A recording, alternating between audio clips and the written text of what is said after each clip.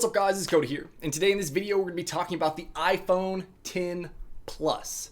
Yes, I know the iPhone X hasn't even been released yet, but we're already getting rumors on the iPhone X Plus. So this is going to be obviously the bigger version, bigger screen size version of the iPhone X, which will start shipping on November 3rd. So according to the Bell, Apple's going to introduce in 2018 an LCD screen that is over 6 inches. Now keep in mind, this is not an OLED screen, this is an LCD screen, so it's going to be similar to what we have on our iPhone 7 and 7 Pluses. And right now it's hard to tell whether or not this over 6-inch display is going to replace the 4.7 inch as well as the 5.5 inch, or if it's going to be offered alongside both of these other devices. So back in May, we actually heard of rumors where Apple was going to release a 5.28 inch OLED display as well as a 6.46 inch OLED display. There was also a subsequent report from ET News stating that Apple had ditched the 5.2 inch display and they're going to be moving forward with a 5.8 inch as well as a 6.46 inch OLED display. So this report would corroborate those claims. So what all of this means is that Apple in 2018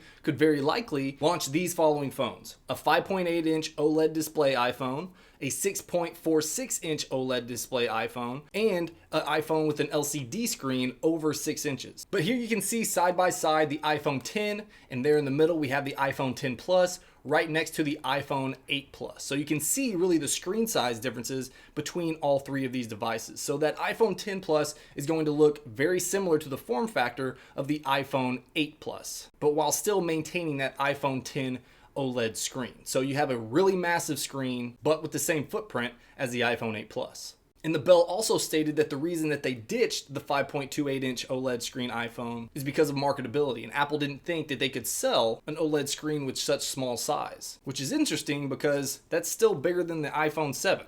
So kind of strange that they didn't think there was a market for a 5.28 inch OLED screen. But Apple is already said to have given those other two screen size orders to Samsung. So the 6.46 inch and the 5.8 inch. So that 6.46 iPhone would likely be that iPhone X Plus. And that would make the iPhone X Plus have a bigger screen size than the 6.3 inch Galaxy Note 8, which is a pretty big phone. But what about that 5.28 inch OLED display? Where did that go?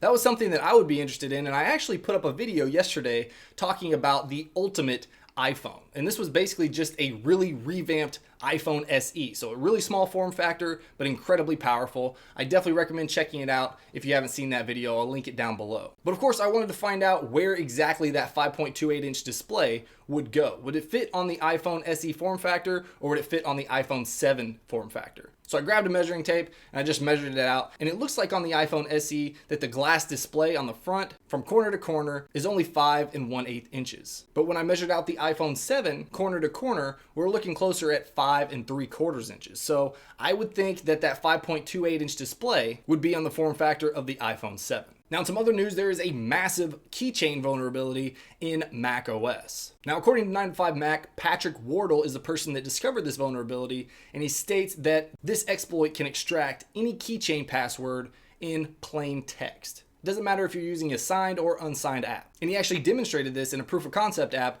right here. So what's supposed to happen is that only the app authorized to access a particular password can decrypt it. But Patrick demonstrated his app was able to extract and decrypt passwords from Twitter, Facebook, and Bank of America.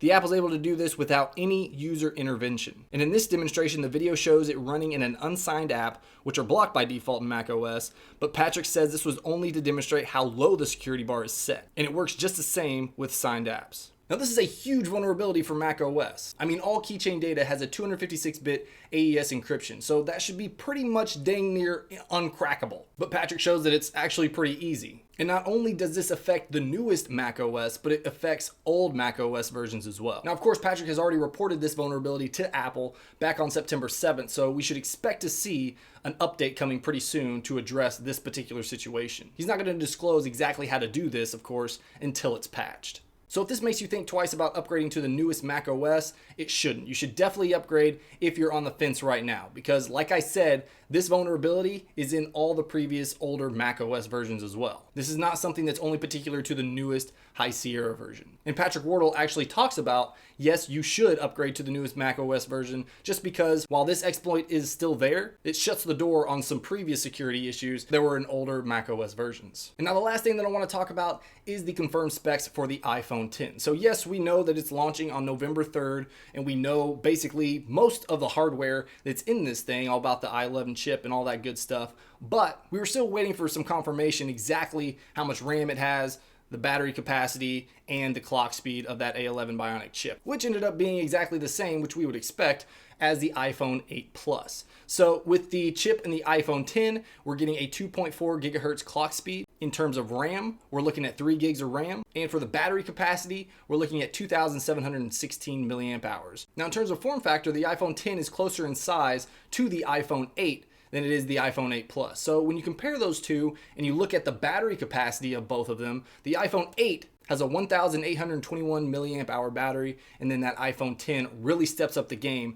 at 2,716 milliamp hours. And the upgrade in battery is probably due to that OLED screen. So while the OLED screen actually does draw less power than an LCD panel, the iPhone X screen is much bigger at 5.8 inches versus the 4.7 inch on the iPhone 8. So that larger screen size is what's going to make it use more power than the iPhone 8 would. And all that information was actually leaked from a company called Tenna. Or that's the acronym anyways, I'm not sure exactly what it stands for. But that's all I got for this video. Let me know if you guys like these types of videos, you know, where I'm doing leaks of the new iPhones or new Apple products or anything like that, and just talking about the news or what's going on with Apple. Because if you do, then I'll do more of them. And the way to let me know is just hitting that like button, or if you don't like it, hit the dislike button and let me know in the comments. All right, if you want to stay up to date with everything Apple as well as anything tech that I want to cover, make sure you hit that subscribe button, and I'll see you in the next video.